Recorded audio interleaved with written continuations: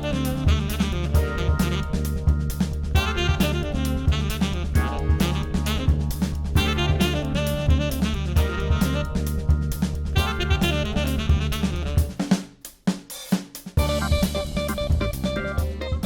today. So I have about 30 minutes. So I'm going to take about 15 to really share my views, and then let's have a debate and discussion. It'll be great to kind of have a dialogue on these points which we have in front of us. So we've seen the pandemic, we've seen the crisis, and one of the things I'm asked everywhere wherever I speak is, how do we sustain success in the crisis? You all are accomplished leaders, but how do we sustain success? We heard Jack Welch being paranoid about losing what he's created, and we also heard people talking about Nokia and BlackBerry, but that was not a crisis which was a global crisis. It was a crisis created by themselves, because they were not worried about competition. They were not fearing, or they were not anticipating competition. Yeah, but how do we sustain success if a crisis of a global nature happens, and what are the key mantras there which we follow as entrepreneurs, as businessmen, and as leaders? Yeah. Before we go there, I would like to look at these two quotes, John Kennedy and Desmond Tutu. Uh, John Kennedy talks about the Chinese using two brushstrokes. So, to write the word crisis, one standing for danger, the other for opportunity. And this is exactly what you guys talked about earlier. The two aspects of competition pretty much fits in here. In a crisis, be aware of the danger, but recognize the opportunity. So you can't do one, you got to do both. And Desmond Tutu, pretty similar. Time of crisis is not just a time of anxiety and worry. It gives a chance, an opportunity to choose well or to choose badly. So you can choose either, and that's what we're talking about. So let's look at the signals. What are the key signals when we can see the crisis coming up? Yeah, and this can be different for different people, for different businesses. It's not one size fits all, but these signals are pretty common. So you start seeing low demand or no demand. That's one signal. That means crisis could be coming in, which we all believe that Nokia should have picked it up when they saw the phone demand going down. They should have anticipated it, or Kodak for that matter, should have seen the demand is not happening, and there was something wrong, and people were not accepting what was going around, and led by disruptive innovations, and which was exactly the case which happened with Kodak. Yeah, so disruptive technological innovations can really kill demand and can be a early signal for a crisis coming up. Supply chain side, there could be disruptions. Now, if manufacturing is disrupted, let's say war happens and your plant is in an area where the war is ongoing, or there's some other pandemic happening there. I think supply chain disruptions are pretty regular, and there are ways to overcome that. Having your diversified supply chain, having your multiple places you can have your units, or options to create third-party opportunities for large corporations or for small corporations, ability to be nimble-footed, so you can pull your supply chain from one place and go to another place. I mean, these are some of the solutions I'm just jumping to. But if your supply chain is disrupted, it's a clear signal that a crisis could be coming up. Now, declining profitability, more a sustained decline in profitability, I would say, could be a signal. Now, profit decline is not a problem, in a short term, a year or two, a declining profit because you're investing in, let's say, advertising or investing in publicity is fine. But a decline in profitability, which is unbudgeted, which is unanticipated, and it happens again and again, is a clear sign of worry. Now, the biggest of them all is out of cash. I mean, if you're running out of cash, if you can't pay your vendors on time, you can't pay your employees, you can't pay your taxes, and you are running out of cash from time to time, is a clear sign of crisis. And that's something which you can't take it lightly. And all of you being entrepreneurs, I'm sure know it the best. Now, if you're out of cash and there's non-availability of funds, which means no lenders are available and you can't borrow, it further accentuates, it further complicates the problem, and that's a clear sign of crisis. Now, another one which people often don't talk about is a talent flight. If you see your key people leaving you, you see that your two or three, four important managers, your leaders, your talent, they start leaving you. You got to really look at what's happening in your industry, what's happening in the market. Is it to do with you? Is it to do with the people? Is it to do with the market or demand or competition? Something is happening in the ecosystem that your talent is leaving you. These are the crises which I feel can give you signal that something's not going right. Now, several actions you can take on this. I'm going to talk about four actions, exactly four actions. The first one being, to me, that's the foremost, and being a finance person, finance background. Now, addressing cash flow issues immediately, I think, is the first item on the agenda. You can't ignore cash flow issues. And that's the first action one need. And we'll talk about it in more detail how. But let's look at what are the four areas. Yeah. Cash is king is a very old saying, and that's absolutely true. The second immediate ask would be to develop business scenarios, and Kanchan doing her IMA right now can, I'm sure, figure this out more than anybody else, where they actually teach you how to do this, is developing business scenarios and evaluating alternate models. I mean, is there a different way of approaching customer, different way of reaching out to suppliers, different way of vendor management, different way of funding, financing, all kind of business scenarios. Can you do exports? Can you do domestic? If your export market is troublesome, problematic, can you focus on another market which is more local? There are all kind of business scenarios you need to develop, and it may be a paper exercise, but it gives you an insight on what can be done and then what you can shortlist and pursue. So it's important. And I know that during pandemic, how many colleagues of mine running large companies, or the MD CEOs or the CFOs, they spent a lot of time on developing different business scenarios and then finally making sure that the cash is with them and they remain protected. Yeah. The third item on the agenda, and in that order, I would say, is rationalizing discretionary spends. People tend to cut cost first. You know what people do? Any pandemic happens, the first thing they do is, cut travel, cut meeting, cut this spend, cut employee salaries, fire employees. Now, to me, that's number three on the list, not number one. That's not the top item, because listen, cutting spends also impacts your business. But how can we rationalize some of the spends which are discretionary in nature, which are not fixed in nature but discretionary? I will talk about that in a little while. But rationalizing these spends is one of the action points which one can take at number three. And number four or number one, it can be different people, but it's extremely important is protecting all your key people. You can't let them go, because people, as one of my leaders who I learned from always said, grow people, grow business. So if you can't grow people, you can't grow business. So protecting key people is extremely important. The company I worked for once, SE Johnson in the US, they have a very nice statement. They say it's all about people. There are a lot of things about, assets will come and go, but it's all about people. The only enduring thing are people, the rest is shadow. It's called the rest is shadow statement. You can Google it. It's a beautiful statement they came up with. So protecting key people, I think, is important. And if you can protect all people, great. But protecting key people will make sure that your business is, surviving. So let's explore these four in a little more detail. Let's start with the cash flow one. What can you do to really, no, I'm giving some solutions here based on my experience and based on my discussions at different places. Deferring payments or renegotiating contracts is real. Yeah, I know my friends who have actually negotiated lease rentals, equipment rentals, or deferred them, or got away with 3 or 6 month waivers.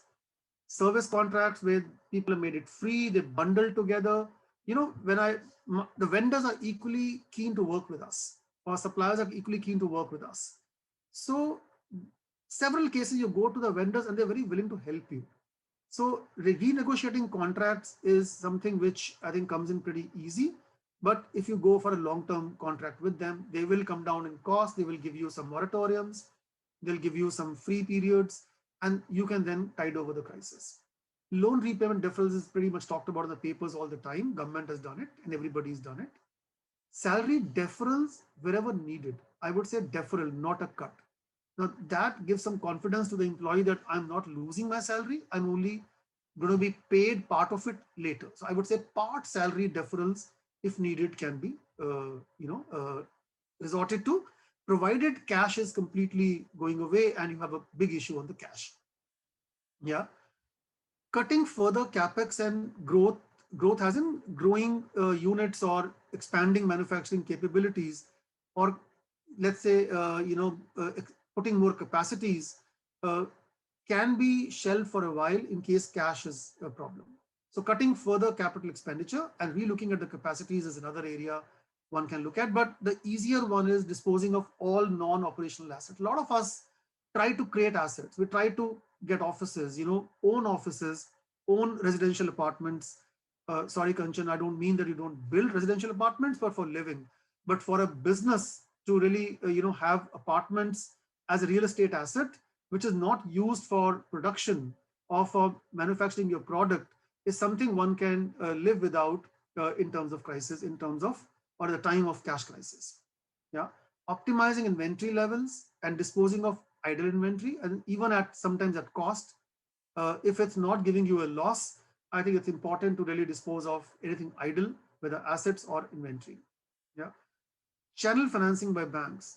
Banks are as distressed as you are when cash is a problem, and banks are looking at expanding their business. So I've seen and I've personally led a lot of channel financing work where one can actually uh, get financing for the vendors, for suppliers, and or you get paid by the bank immediately, or bank pays on your behalf to the vendors on the due date and you get another 90 days of credit.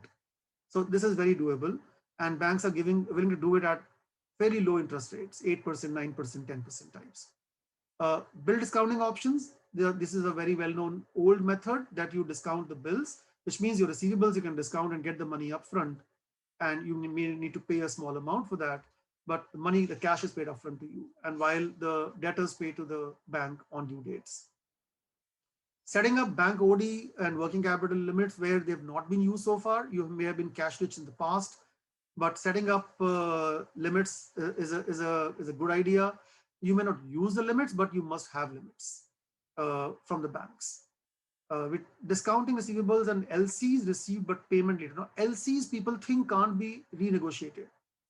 The fact is otherwise. You actually can go to the bank and say, oh, I had an LC at site for my export business. Now, I on my imports, for my imports at LC at site, can I renegotiate LC terms? The customer's okay with it, and I want to go back and say, I'll make payment after 30 days or 90 days. Extending cash discount to customers for early payment. It's seen most industries get this because customers are also stressed out. So it may be worthwhile for you to pick up cash by giving some cash discount. 1% for a month, or 15 days, or 2% for 45 days is very easily doable because it works out about 15 to 18%, while the cost of capital is at about 8%, 9% these days. The other thing is, can I skip or reduce dividend? We don't have to pay dividend every year. So in terms of cash crisis, we must not pay dividends. Yeah, so these are some areas where cash can be addressed. Moving on, what can we do around business models? People ask me that it's easy to say, but what is this? What do you mean by business model? The first and the foremost, I think it comes to my mind is, can I move to value selling than selling a price? Going and doing a price negotiation for a product is very easy. I can discount my price, but once you start going south, you'll never stop it. You'll always keep losing price. Price is no gain game for anybody. You will drop, the competition will drop, everybody drops prices. How do you add more value in the same package? Can I add service to a product? Can I say I will do up your apartment from an architecture point of view, but also give you some service along with it? Maybe a 3 month later, 6 month later, 1 year later, a check-in, and give you advice on what I can do with it. Or let's say a consulting opportunity, I can do a follow-up consulting advice in the same price. Or I can talk about in the manufacturing unit, I can add a service element to it. I can add an element of a free logistics or a free installation along with my product. So there are various ways of adding services. For a medical device industry I come from, it was very well known fact that giving a product is one thing, but helping a surgeon in the OT, not helping in doing a surgery, but at least being available to the surgeon with all the product possibilities, combinations, and at the doorstep at an odd hour at 24/7, because fractures can happen anytime and you need, let's say, implants. And even at midnight, my person will be available. Now, that's a big service, and people are willing to pay price for it. So there are a lot of examples where value selling becomes important, and overseas in the Western market, this is a big thing. Value selling versus price. Alternate channels, I think we all know about e-commerce direct, but I'll talk about consignment. Now, if you have cash and if you have inventory, consigning it to the doorstep of the customer and billing only when it gets used is something the customers are looking at these days. They want to pay as they use and not pay when they store. So depending on affordability, this can be a very winning way of doing business. Higher capacity utilization. So, combining capacities and not expanding unnecessarily, where you can increase the capacity utilization, including collaborating with competition, if required, is also important. That you actually collaborate with competition. Same plant, same factory can be used by competition and you, depending on whether you trust the third party provider. And there are ways to do it through agreements, through lawyers. You can seal your bit with it. Evaluating outsourcing opportunities than just expanding your own assets and putting up your own capital. Relooking at need for office or various locations. I know so many people who've given up offices and not going back. During pandemic, they gave up offices and not going back, right?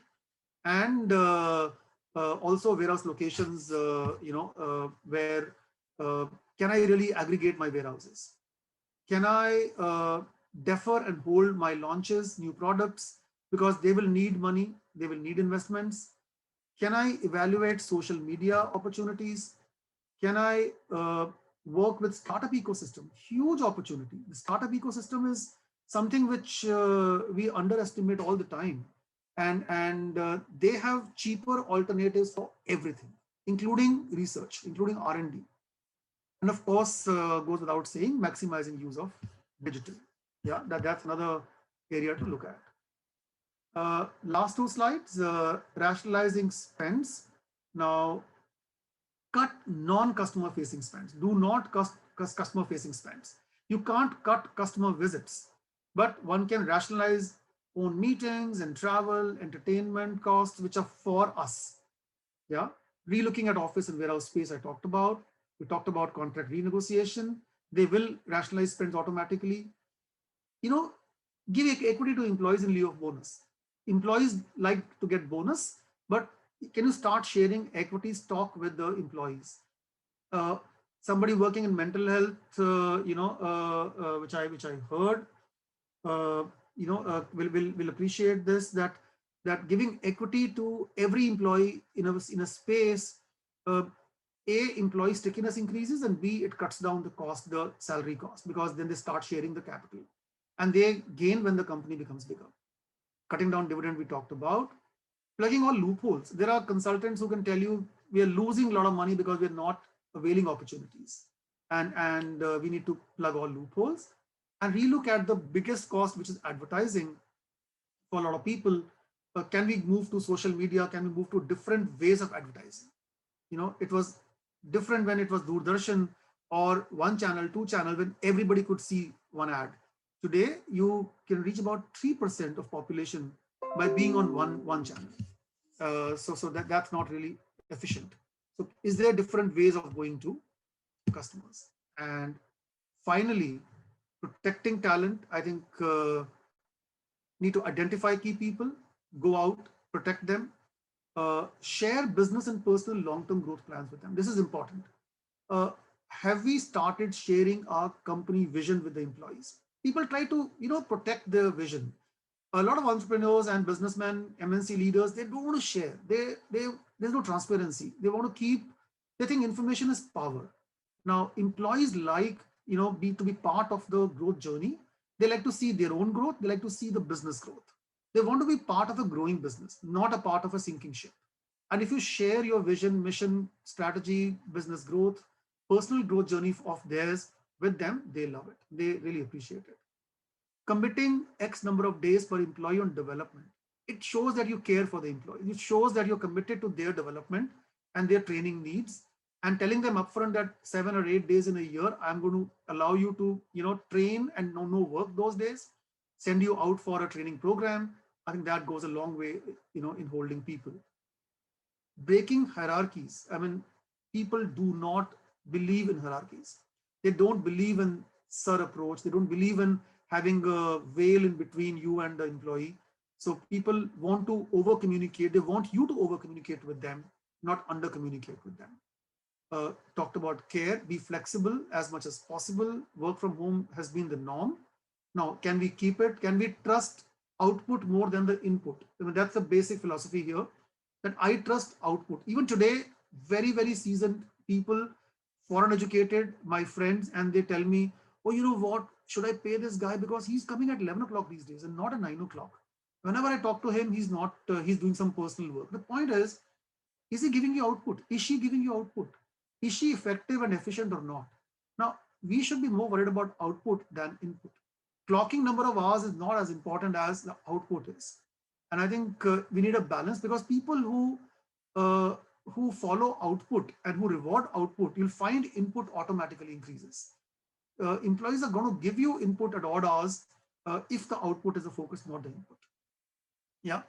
And of course, making the office place a fun place. I mean, that's important. There's no joy, no bigger joy. People spend better part of the life in office or for employers than for themselves. But that place has to be a fun place. It can't be a boring place. It's got to be a joy. It's got to be fun to go to office.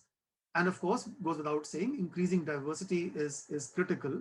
We need to have different kind of people, different background, nationalities if possible, different cultures, of course, different sex, male, female, transgenders. They all bring in diversity. They all bring in thoughts which we can't even imagine.